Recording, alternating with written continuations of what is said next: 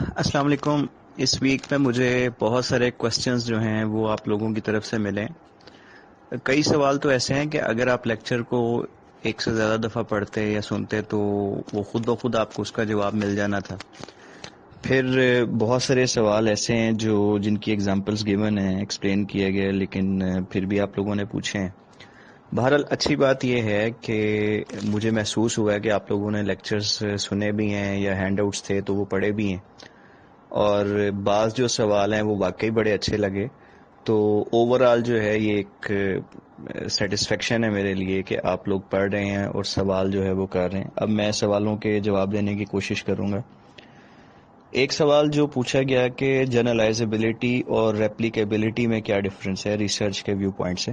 تو میں نے اس کا یہ بتایا تھا، جنرلائزیبلٹی کی پہلے بات کر رہا ہوں کہ آپ جب کسی پاپولیشن سے ڈیٹا کلیکٹ کرتے ہیں تو پوری پاپولیشن سے وہ ڈیٹا کی کلیکشن نہیں ہوتی، بلکہ آپ اس پاپولیشن میں سے ایک سیمپل ڈرا کرتے ہیں اور اس سیمپل سے آپ ڈیٹا کلیکشن کرتے ہیں، اس کے انالیسس کرتے ہیں. اس کے پیچھے آپ کی ایزمپشن یہ ہوتی ہے کہ ہم جو اس سیمپل پہ انالیسس کر رہے ہیں اور اس کے جو ریزلٹس آئیں گے وہ ریزلٹس صرف اس سیمپل کے لیے سوٹیبل نہیں ہیں، بلکہ ہم اس کو پوری پاپولیشن کے لیے بھی اسی طرح سے سمجھ سکتے ہیں جتنا ہم نے سیمپل کے لیے سمجھا. یعنی جو ریزلٹ سیمپل کے ہیں وہ پوری پاپولیشن کے بھی وہی ریزلٹس ہوں گے اگر پوری پاپولیشن سے ڈیٹا کلیکٹ کیا جائے.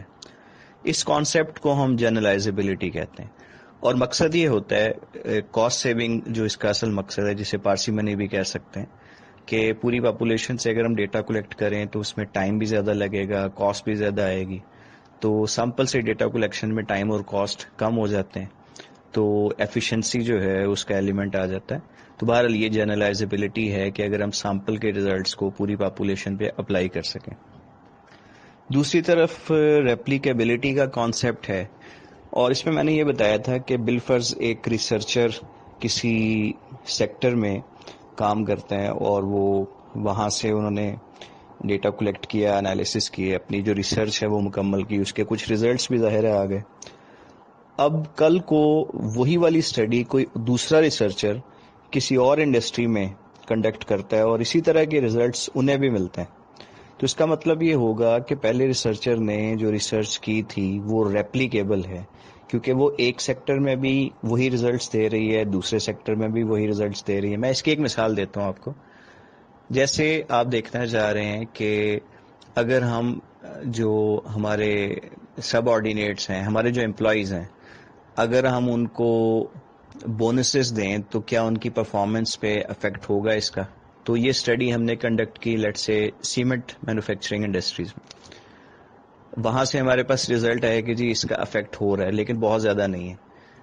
کسی اور ریسرچر نے یہی والی جو اسٹڈی ہے وہ کنڈکٹ کی بینکنگ سیکٹر پہ، اور وہاں پہ بھی اسی طرح کے ریزلٹس آئے، تو ہم کہیں گے کہ یہ جو اسٹڈی ہے وہ ریپلیکیبل ہے. یہ سیمنٹ انڈسٹری میں بھی وہی ریزلٹس دے رہی ہے اور یہ بینکنگ سیکٹر میں بھی سیم ریزلٹس دے رہی ہے. تو امید ہے آپ کو جنرلائزیبلٹی اور ایپلیکیبلٹی کا ڈفرنس سمجھ آ گیا ہوگا. پھر ایک سوال جو بہت پوچھا گیا کہ انڈکشن اور ڈیڈکشن میں کیا ڈفرنس ہے. تو پہلے میں انڈکشن کی بات کرتا ہوں. دیکھیں، انڈکشن جو ہے وہ بہت سارے فیکٹس ہیں ہمارے آس پاس نا، کئی چیزیں ہیں، کئی آبجیکٹس ہیں، کئی طرح کے فیکٹس ہیں، کئی طرح کی انفارمیشنز ہیں. تو جب ان فیکٹس کو ہم آبزرو کرتے ہیں تو ہمارے ذہن میں ایک پیٹرن بننا شروع ہو جاتا ہے، اور جب وہ پیٹرن میچورڈ ہو جاتا ہے تو وہ ایک تھنکنگ ڈیولپ ہو جاتی ہے، جسے آپ ایک تھیوری بھی کہہ سکتے ہیں. یعنی سمپل ورڈز میں یہ کہوں تو سیکوینس بنتی ہے فیکٹس، آبزرویشن اور تھیوری. اس کی ایک مثال ایسے ہے کہ آپ نے ایک فیکٹری دیکھی تو وہاں پہ آپ کو ایک پروڈکشن یونٹ نظر آیا. پھر آپ نے ایک اور فیکٹری وزٹ کی، وہاں پہ بھی آپ کو ایک پروڈکشن یونٹ نظر آیا. پھر تیسری فیکٹری میں گئے، چوتھی، پانچویں، آپ نے 10 فیکٹریز دیکھی، ہر جگہ پہ آپ کو پروڈکشن یونٹ ضرور نظر آیا. تو یہ جو پروڈکشن یونٹس ہیں یہ فیکٹس ہیں، اور آپ نے جو انہیں دیکھا ہے یہ آپ کی آبزرویشن ہے. تو آپ کے ذہن میں ایک تھنکنگ ڈیولپ ہو گئی کہ فیکٹری جو ہے اس کا کام پروڈکشن ہے. فیکٹری جو ہے وہاں پہ پروڈکشن یونٹ ضرور ہوگا کیونکہ اس کا کام ہی پروڈکشن کا ہے. یہ جو تھنکنگ ایسے ہم فی الحال ہم تھیوری کہہ سکتے ہیں.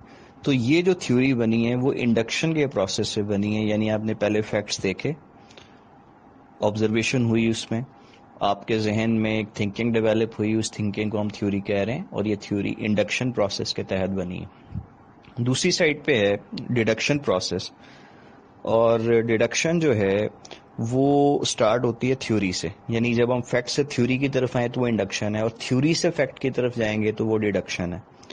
تو دیکھیں جیسے آپ ریسرچ کرتے ہیں تو ریسرچ میں آپ سب سے پہلے لٹریچر ریویو پڑھتے ہیں، تو لٹریچر سے مراد یہاں تھیوریز ہیں۔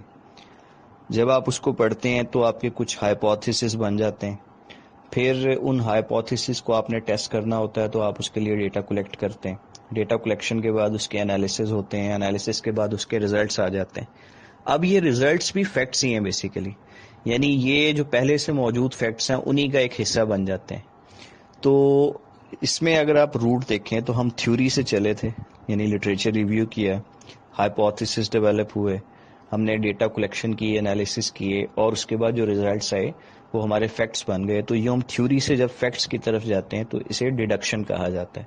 تو ہماری جو زیادہ تر ریسرچ ہے، جو اپلائیڈ ریسرچ ہے، وہ ڈیڈکشن کی بیس پہ ہوتی ہے۔ تو امید ہے آپ کو انڈکشن اور ڈیڈکشن کا جو ڈفرنس ہے وہ بھی سمجھ آ گیا ہوگا۔ اسی طرح سے ایک سوال جو بہت سارے اسٹوڈنٹس نے پوچھا وہ ریگر اور پارسیمنی کے حوالے سے ہے۔ تو پہلے میں دونوں کو الگ الگ سے ڈیفائن کر دوں۔ ریگر سے مراد ہے کمپریہنشن یا ڈیٹیل، یعنی ہماری جو ریسرچ ہے اس میں ڈیٹیلز ہونی چاہیے، اور میں نے آپ کو کلاس میں یہ بتایا تھا کہ ریگر کے لیے 3 بیسک کنڈیشنز ہیں۔ ایک تو یہ کہ آپ کی ریسرچ میں کوئی بائسنس نہیں ہونی چاہیے، دوسرا یہ کہ آپ کا جو سیمپل سائز ہے وہ میکسیمم ہونا چاہیے، اور تیسرا یہ کہ اس میں زیادہ سے زیادہ جو ویریبلز ہیں وہ شامل کرنے چاہیے۔ تو یہ 3 چیزیں امپروو کرنے سے آپ کا جو ریگر ہے وہ بڑھے گا۔ دوسری سائڈ پہ پارسیمنی کا جو کانسیپٹ ہے اس کا تعلق کاسٹ ایفیشنسی سے ہے، اور ٹائم اس پہ کم سے کم لگنا چاہیے۔ تو ظاہر ہے کہ یہ دونوں جو کانسیپٹس ہیں پارسیمنی کا اور ریگر، یہ ایک دوسرے کے اگینسٹ ہیں، 2 ایکسٹریمز پہ ہیں۔ تو اس کے حوالے سے میں نے یہ کہا تھا کہ ایک اچھا ریسرچر وہ ہے جو ان دونوں ایکسٹریمز کے درمیان میں رہے گا، جس کا مطلب ہے کہ کچھ ریگر بھی رہنا چاہیے اور کچھ پارسیمنی کا جو خیال ہے وہ بھی کرنا چاہیے۔ جیسے بائسنس نہیں آنی چاہیے، اگر بائسنس آئے گی تو آپ کے جو ریزلٹس ہیں وہ صحیح نہیں آئیں گے۔ دوسرا یہ کہ آپ کو زیادہ سے زیادہ ویریبلس تو شامل کرنے چاہیے، لیکن اس کا یہ مطلب نہیں ہے کہ آپ 20-25 ویریبل شامل کریں۔ ہاں، اگر آپ 6-7 ویریبلس کو شامل کرتے ہیں تو یہ پارسیمنی کو بھی فلفل کرے گا اور یہ ریگریس بھی ہوگا۔ سملرلی جو سیمپل سائز کا بڑا ہونا ہے اس سے مراد یہ ہے کہ ایک اپروپریٹ سیمپل سائز ہونا چاہیے، نہ تو وہ ہزاروں میں ہو، یعنی keeping in view the level of research, وہ ہزاروں میں بھی نہ ہو اور یہ بھی نہ ہو کہ آپ نے 15-20 لوگوں سے ڈیٹا کلیکٹ کیا، بلکہ یہ 400-500 200-300، یعنی جو بھی آپ کا سیمپل سائز جو ہے وہ اپروپریٹ ہے آپ کی اسٹڈی کے مطابق، وہ ہونا چاہیے۔ اس کی میں ایک کامن لائف سے بھی اگزامپل آپ کو دیتا ہوں۔ بالفرض آپ نے کوئی چیز خریدنی ہے، تو جب آپ بازار میں جاتے ہیں تو 2 بڑے مین جو فیکٹرز ہیں وہ آپ کے ذہن میں ہوتے ہیں۔ ایک کوالٹی آف پروڈکٹ ہے، دوسرا پرائس آف پروڈکٹ ہے۔ پرائس اس لیے کہ آپ نے اپنے بجٹ کو ذہن میں رکھنا ہے، کوالٹی اس لیے کہ آپ نے اپنی سیٹسفیکشن اور اپنی جو لائکنگ ہے وہ بھی دیکھنی ہے۔ تو اگر آپ صرف کوالٹی کی طرف جائیں گے تو آپ کا سارا بجٹ اس پہ اسپینڈ ہو جائے گا، اور اگر آپ صرف اور صرف جو بچت ہے، سیونگ ہے، اس کی طرف جائیں گے تو شاید کوالٹی پہ آپ کمپرومائز کریں گے۔ تو ایک ریشنل کسٹمر جو ہے وہ کوشش کرے گا کہ کچھ نہ کچھ کوالٹی بھی رہنی چاہیے اور کچھ نہ کچھ کاسٹ سیونگ بھی ہونی چاہیے۔ بالکل ایسے ہی ایک اچھا ریسرچر جو ہے وہ اپنی اسٹڈی کو کچھ ریگرس بھی رکھے گا اور اس کے ساتھ وہ ٹائم اور کاسٹ افیکٹو بھی ہونی چاہیے۔ پھر ایک سوال جو کیا گیا وہ مارکیٹ اور سچویشن انالیسس کے حوالے سے کیا گیا، تو یہ جو اس کی سپورٹنگ ویڈیوز تھیں اس کے اندر موجود تھا۔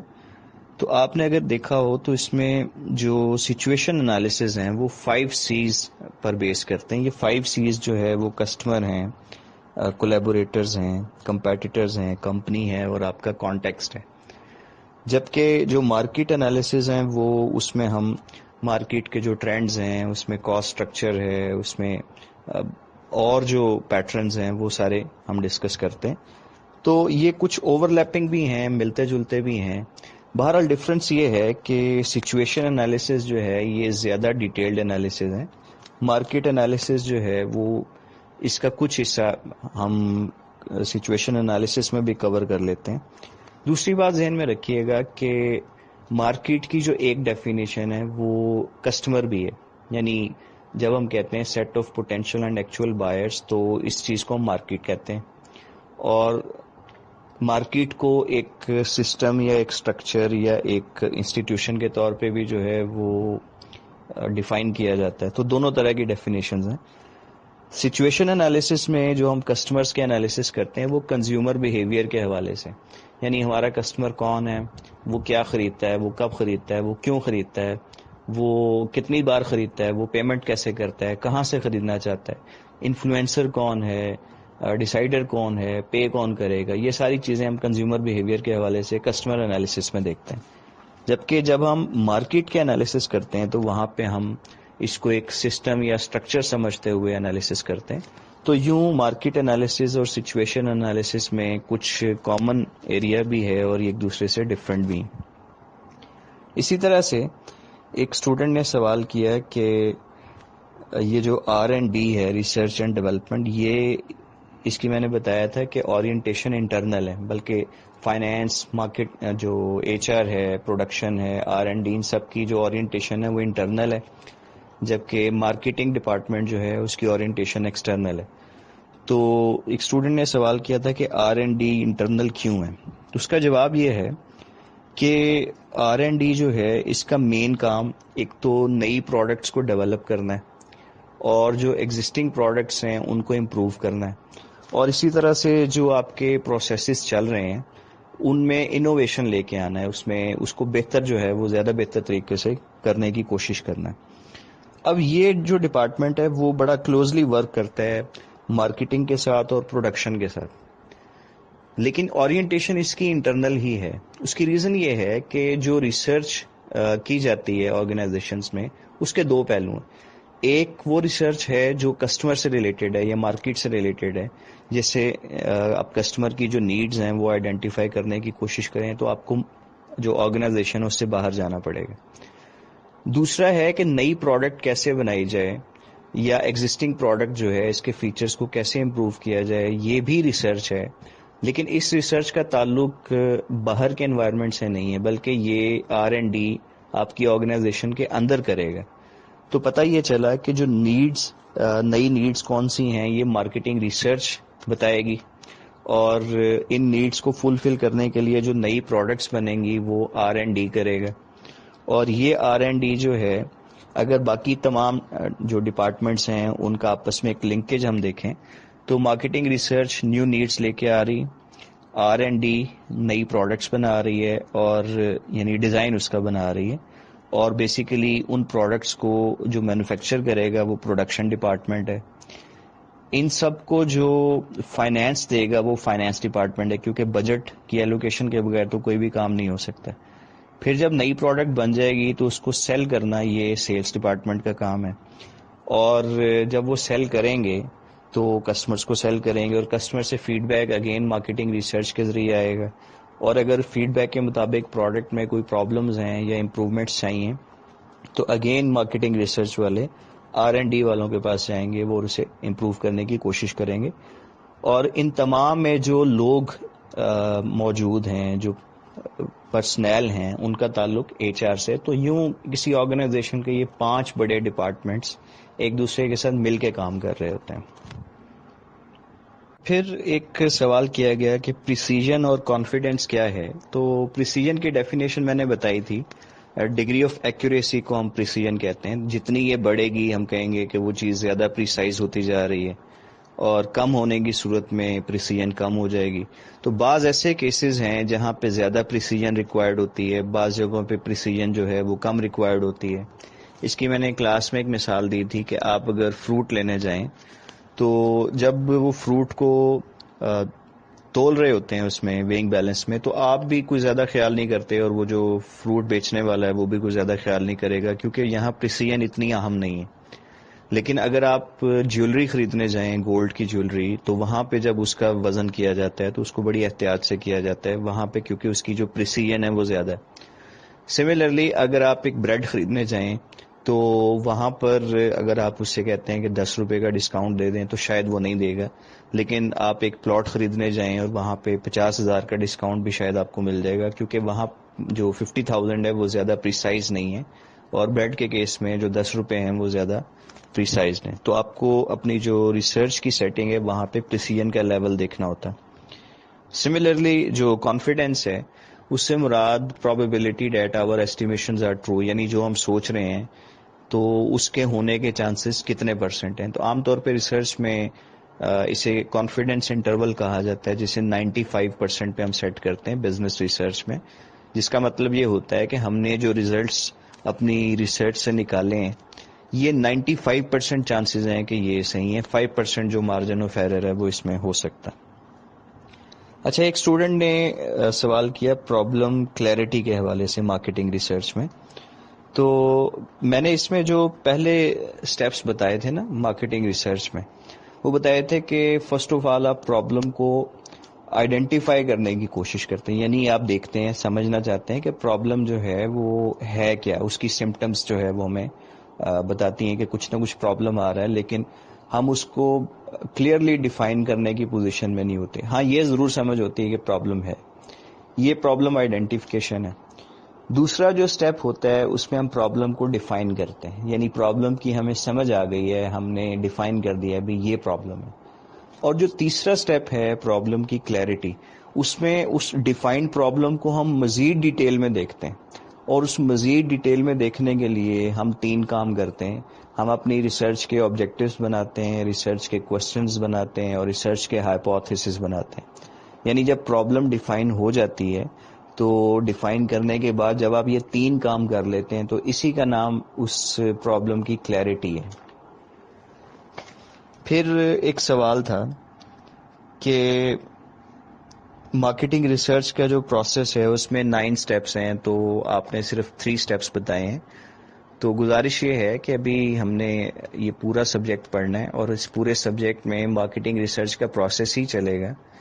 ابھی تک جو آپ کے لیکچرز ہوئے ہیں اس میں 3 جو اس کے سٹیپس ہو گئے ہیں، تو آئندہ آنے والے جو لیکچرز ہیں اس میں چوتھا، 5واں، 6واں اور اسی طرح آخری سٹیپ تک ہم جائیں گے، تو تھوڑا سا صبر کر لیں. ایک اسٹوڈنٹ نے سوال کیا کہ پرو ایکٹیو اور ری ایکٹیو بیہیویئرز جو ہیں یہ کیا ہوتے ہیں. تو جو پرو ایکٹیو بیہیویئر ہوتا ہے وہ پہلے سے کسی چیز کو فور کاسٹ کرنا اور اس چیز کی پلاننگ کرنا اور اس کی تیاری کر کے رکھنا، تاکہ جب وہ سچویشن آئے تو اس میں اپنے پلان کے مطابق آپ چلیں. اسے ہم ایک پرو ایکٹیو بیہیویئر کہتے ہیں.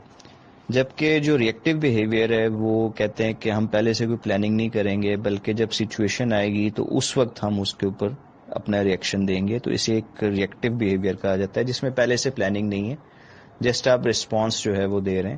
جبکہ پرو ایکٹیو میں آپ پہلے سے اس کو سمجھتے ہیں، پلاننگ کرتے ہیں، ڈیسیژن لیتے ہیں اور اس کے مطابق آپ چلتے ہیں. پھر اسی طرح انہوں نے پوچھا کراس فنکشنل جو ٹیمز ہیں اس سے کیا مراد ہے. تو کراس فنکشنل سے مراد یہ ہے کہ جو مختلف ڈپارٹمنٹس ہیں ان کے لوگ جب مل کے ایک جگہ پہ کام کرتے ہیں کسی کامن کاز کے لیے، تو اسے ہم ایک کراس فنکشنل ٹیم کہتے ہیں. عام طور پہ جو پروجیکٹ مینجمنٹ ہے اس میں ایسا ہوتا ہے کہ کسی پروجیکٹ پہ کام ہو رہا ہے تو اس میں فائنینس کے لوگ بھی ہیں، اس میں انجینئرز بھی ہیں، اس میں پروڈکشن کے لوگ بھی ہیں، اس میں مارکیٹنگ کے لوگ بھی ہیں، اس میں آئی ٹی کے لوگ بھی ہیں. تو یہ سارے مل کے اس پروجیکٹ پہ کام کر رہے ہوتے ہیں تاکہ اس پروجیکٹ کو سکسیسفلی مکمل کیا جا سکے. تو اسے ہم ایک کراس فنکشنل ٹیم کہتے ہیں. پھر ایک سوال پوچھا گیا کہ مارکیٹ اورینٹیشن جو ہے یہ کیا چیز ہے. تو میں نے بتایا تھا کہ مارکیٹ اورینٹیشن سے مراد ہے کہ آپ نے جو کسٹمرز ہیں ان کو سرو کرنا ہے ان کی سیٹسفیکشن کے لیول پہ. یعنی یہ جب مارکیٹ اورینٹیشن کی فلسفی کو آپ لے کے چلتے ہیں تو صرف یہ مارکیٹنگ ڈپارٹمنٹ کا کام نہیں ہے، بلکہ یہ جتنے بھی ڈپارٹمنٹس ہیں وہ سارے ہی اس کوشش میں لگ جائیں گے کہ ہم نے کسٹمر کو سیٹسفائی کرنا ہے. ریزن اس کی یہ ہے کہ اگر پروڈکشن والے پروڈکٹ بنا رہے ہیں تو کس کے لیے بنا رہے ہیں؟ ظاہر ہے کسٹمر کے لیے بنا رہے ہیں. سیلز والے جو پروڈکٹ سیل کر رہے ہیں وہ بھی کسٹمر کو کر رہے ہیں. فائنینس والے جو انویسٹمنٹ کر رہے ہیں وہ پروفٹ ارننگ کے لیے، لیکن یہ پروفٹ آئے گا کہاں سے؟ کسٹمر سے. اسی طرح جو R&D ہے, ریسرچ اینڈ ڈیولپمنٹ ڈپارٹمنٹ، وہ نئی پروڈکٹس کس کی نیڈ کو فلفل کرنے کے لیے بنا رہے ہیں کسٹمر کے لیے. جو HR کے لوگ سارے کام کر رہے ہیں وہ کس لیے کام کر رہے ہیں، وہ بھی کسٹمر کی سروس کے لیے کام کر رہے ہیں. تو اگر دیکھا جائے تو کسٹمر کی جو سیٹسفیکشن ہے وہ صرف مارکیٹنگ کا نہیں بلکہ یہ پوری آرگنائزیشن کی ایک ذمہ داری بن جاتی ہے. جب یہ فلاسفی ہم لے کے چلتے ہیں تو اسے مارکیٹ اورینٹیشن کہتے ہیں. اسی کو میں ایک اور سوال کے ساتھ ٹیگ کروں گا کہ کسی نے پوچھا کہ اسٹریٹجک مینجمنٹ اور اسٹریٹجک مارکیٹنگ میں سے کون سی زیادہ سگنیفیکینٹ ہے یا امپورٹنٹ کون سی ہے. تو جواب یہ ہے کہ دونوں اپنی جگہ امپورٹنٹ ہیں. جب ہم اسٹریٹجک مارکیٹنگ کو یا سمپلی مارکیٹنگ کو ایک فنکشن کے طور پہ دیکھتے ہیں تو فنکشن کے طور پہ یہ اسٹریٹجک مینجمنٹ کا ایک حصہ بن جاتا ہے جب ہم اس کی فنکشنل اسٹریٹجیز بناتے ہیں. لیکن اگر ہم اسے مارکیٹ اورینٹیشن کی وجہ سے ایک فلاسفی سمجھیں تو پھر یہ ایک اسٹریٹجک مینجمنٹ سے بڑی فیلڈ بن جاتی ہے. تو دونوں ہی دیکھنے کے ویو پوائنٹس ہیں. بہرحال دونوں فیلڈز اپنی اپنی جگہ پہ امپورٹنٹ ہیں کیونکہ صرف مارکیٹنگ نہیں، ہم نے باقی ڈپارٹمنٹس کو بھی لے کے چلنا ہے. فلاسفی سے یہاں مراد انڈرسٹینڈنگ ہے کہ آپ کسی چیز کو کس طرح سے دیکھتے ہیں یا انڈرسٹینڈ کرتے ہیں، اس چیز کو ہم فلاسفی کہتے ہیں. ایک اسٹوڈنٹ نے یہ سوال کیا کہ اگر جو بزنس ہے وہ سوسائٹی سے پروفٹ ارن کر رہا ہے تو وہ کنٹریبیوٹ کیوں کرے یا کس طریقے سے کرے. تو اس کا جواب یہ ہے کہ جو بزنسز کسی سوسائٹی میں آپریٹ کرتے ہیں اور وہاں سے وہ پروفٹس ارن کرتے ہیں تو یہ ان کی ایک ایتھیکل رسپانسبلٹی بن جاتی ہے کہ وہ کچھ نہ کچھ اس سوسائٹی کو پے بیک کریں. وہ پے بیک کسی بھی حوالے سے ہو سکتا ہے، کوئی ہاسپٹل بنا سکتے ہیں، کوئی پارک بنا سکتے ہیں، کوئی اسکول بنا سکتے ہیں، کوئی ٹرسٹ بنا سکتے ہیں، یا ویسے ہی کسی بھی حوالے سے وہ سوسائٹی کو سرو کر سکتے ہیں. تو اس کو ہم سوسائٹل مارکیٹنگ کانسیپٹ کہتے ہیں اور یہ ان کی ایک ایتھیکل رسپانسبلٹی جو ہے اس میں آ جاتا ہے. ایک اسٹوڈنٹ کا سوال تھا کہ یہ آئیکونوکلاسٹ جو نیمز ہیں برانڈ کے، ان سے کیا مراد ہے. تو آئیکونوکلاسٹ کا مطلب ہوتا ہے جو رولز اینڈ ریگولیشنز کو فالو نہ کرے، بالکل ایک یونیک چیز. تو بعض دفعہ جو برانڈز ہیں وہ اپنے نام اس طریقے سے رکھتے ہیں کہ جو بہت زیادہ ڈفرینٹ ہوتے ہیں، یونیک ہوتے ہیں، اور ان کا اس پروڈکٹ سے جو وہ آفر کر رہے ہیں اس کے ساتھ بظاہراً کوئی تعلق نہیں ہوتا، لیکن یہ عجیب ہونا، یہ ویئرڈ ہونا ہی اس کی اٹریکشن کا باعث بنتا ہے. میں یہاں پہ آپ کو 3 مثالیں دیتا ہوں. جیسے ایپل موبائل ہے تو ایپل از اے فروٹ، اس کا کسی الیکٹرانک پروڈکٹ کے ساتھ کوئی تعلق نہیں بنتا، لیکن یہ ایک یونیک نام ہونے کی وجہ سے لوگوں کو اپیل بھی کرے گا اور یاد بھی رہے گا. اسی طرح سے ایریل واشنگ پاؤڈر. اب واشنگ پاؤڈر ایک پروڈکٹ ہے جس کا ایریل سے کوئی تعلق نہیں بنتا، لیکن یہاں پہ ایک ڈفرینٹ یا یونیک نیم یوز کیا گیا ہے. اسی طرح سے والز آئس کریم، یہ بھی ایک آئیکونو کلاس نیم جو ہے اس کی ایگزامپل میں ہم لے سکتے ہیں. سوال یہ تھا کہ جو لیکچرز ہیں اور جو ہینڈ آؤٹس دیے گئے مارکیٹنگ ریسرچ کی غالباً بات کر رہے ہیں، اس میں کچھ ڈفرینسز ہیں. تو میں نے یہ گزارش کی تھی کہ آپ مین چیز ہے وہ لیکچر سنیں، اس کے اپنے نوٹس لیں، اور ساتھ ٹیکسٹ بک آپ کی ہے، ضرورت پڑے تو آپ ٹیکسٹ بک بھی پڑھیں. اور جو آپ کے ہینڈ آؤٹس ہیں اس میں سے صرف وہ ٹاپکس دیکھیں جو لیکچر میں کہا گیا کہ یہ آپ نے وہاں سے پڑھنے ہیں. اور چونکہ وہ بڑے سمپل بات ہے، مثلا اگر کسی چیز کے ایڈوانٹیجز لکھیں یا کسی چیز کے جو ہے وہ مختلف فیکٹرز لکھے ہوئے ہیں اور وہ سیدھے سیدھے لیکچر میں بتانے کی بجائے میں نے کہہ دیا کہ آپ اسے بک سے دیکھ لیں کیونکہ اس میں سمجھانے والی کوئی چیز نہیں ہے، تو وہ آپ وہاں سے دیکھ لیں. باقی جو لیکچر والی چیزیں وہ لیکچر سے ہی دیکھیں. پھر ایک اسٹوڈنٹ نے پوچھا کہ جو بیسک ریسرچ ہے اس میں ہم فیوچر کے لیے انفارمیشن کلیکٹ کرتے ہیں تو پرابلم آئیڈینٹیفیکیشن کے لیے کیوں کرتے ہیں. جو مجھے سمجھ آیا وہ اسی طرح کا سوال ہے. دیکھیں، جو بیسک ریسرچ ہے اس کا مقصد پرابلم کو آئیڈینٹیفائی کرنا ہے، اور ضروری نہیں ہے کہ وہ پرابلم اس وقت موجود ہے. وہ ایسی پرابلم ہے جو فیوچر میں آ سکتی ہے. میں آپ کو ریسنٹ ایک ایگزامپل دیتا ہوں. جیسے اس وقت دنیا میں جو تھنک ٹینکس ہے وہ سوچ رہے ہیں کہ کرونا کے بعد کی جو دنیا ہے وہ کیسی ہوگی. اب کرونا بذات خود ایک پرابلم ہے، لیکن یہ پرابلم اس وقت چل رہا ہے. ایک پرابلم تب آئے گا جب کرونا انشاءاللہ جب ختم ہوگا تو اس کے بعد دنیا کا جو نظام ہے وہ دوبارہ سے شروع ہوگا. تو کئی پرابلمس اس وقت آئیں گی، وہ ابھی ہمیں پتہ نہیں ہے وہ کیا ہو سکتی ہیں، لیکن بہت سارے لوگ اس چیز پہ کام کر رہے ہیں اور اس کے لیے وہ اب انفارمیشن کلیکٹ کر رہے ہیں یا سوچ رہے ہیں کہ جب کرونا کی یہ جو وبا ہے انشاءاللہ وہ ختم ہوگی، اس کے بعد دنیا اپنی روٹین میں واپس آئے گی، تو اس وقت کس طرح کے مسئلے مسائل ہمارے لیے موجود ہوں گے اور ہمارا جو لائف سٹائل ہے اس میں کس طرح کی چینجز آئیں گی. تو ہم کہہ سکتے ہیں کہ یہ بیسک ریسرچ کی ایک ایگزامپل ہے. یہاں پہ اس کا مقصد پرابلم کو آئیڈینٹیفائی کرنا. اچھا، ایک اسٹوڈنٹ نے سوال کیا جی مینجمنٹ اور ریسرچ پرابلم میں کیا ڈفرینس ہے. یہ ڈفرینس میں اپنے لیکچر میں بڑی وضاحت سے بتا چکا ہوں کہ جو ایک ہی پرابلم ہوتی ہے اس کو دیکھنے کا انداز ڈفرینٹ ہوتا ہے. پرابلم وہی ہے، صرف دیکھنے کا انداز ڈفرینٹ ہے. ایک جو مینیجر ہے یا مینجمنٹ ہے اس کو اپنے ویو پوائنٹ سے دیکھے گی کہ ہم نے اس پرابلم کو کیسے سمجھنا ہے، اور جو ریسرچر ہے وہ اس کو اس ویو پوائنٹ سے دیکھے گا کہ اس پرابلم کے سلوشن کے لیے مجھے کس طرح کا ڈیٹا ریکوائرڈ ہے یا میں نے کون سا ریسرچ میتھڈ جو ہے وہ اپلائی کرنا ہے. تو یہ ایک بڑی کامن سی مثال ہے کہ پانی جو ہے وہ گلاس میں موجود ہے، آدھا بھرا ہوا ہے. کچھ لوگ کہیں گے آدھا بھرا ہوا ہے، کچھ لوگ کہیں گے آدھا خالی ہے. تو ایک ہی چیز کو دیکھنے کے دو مختلف انداز جو ہے وہ ہو سکتے ہیں. ایک سوال پوچھا گیا کہ کسٹمر لائف ٹائم ویلیو کیا چیز ہے. تو تھوڑا ٹیکنیکل بات ہے جی، سمجھیے گا. کسٹمر لائف ٹائم ویلیو سے مراد وہ اماؤنٹ آف منی ہے جو ہم کسی کسٹمر سے ایکسپیکٹ کرتے ہیں کہ وہ ہمارے برانڈ پہ پوری لائف میں، اپنی پوری لائف میں ہمارے برانڈ کے اوپر جو اماؤنٹ آف منی اسپینڈ کرے گا اسے ہم کسٹمر لائف ٹائم ویلیو کہتے ہیں. اس کی ایک سمپل سی مثال میں دیتا ہوں کہ بالفرض ایک کسٹمر ہے جو کہ کولگیٹ ٹوتھ پیسٹ جو ہے وہ خریدتا ہے اور ہر مہینے وہ 2 اس کی پیکنگز لیتا ہے. اب ایک پیکنگ جو ہے وہ 100 روپے کی سپوز کر لیتے ہیں، تو مہینے میں اس نے 2 پیکنگز خریدی ہیں، 200 روپے کی ہو گئیں. ایک سال میں یہ 2400 روپے بنے.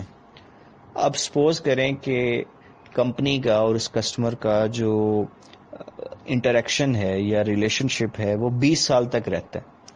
تو 20 سال کا مطلب یہ ہے کہ اس کسٹمر کی جو لائف ٹائم ویلیو ہے 20 کو اگر 2400 سے ملٹیپلائی کریں گے تو یہ 48,000 روپیز اس کی کسٹمر لائف ٹائم ویلیو بن جائے گی. یہ ایک میں نے سمپل اگزامپل کے ذریعے سمجھانے کی کوشش کی.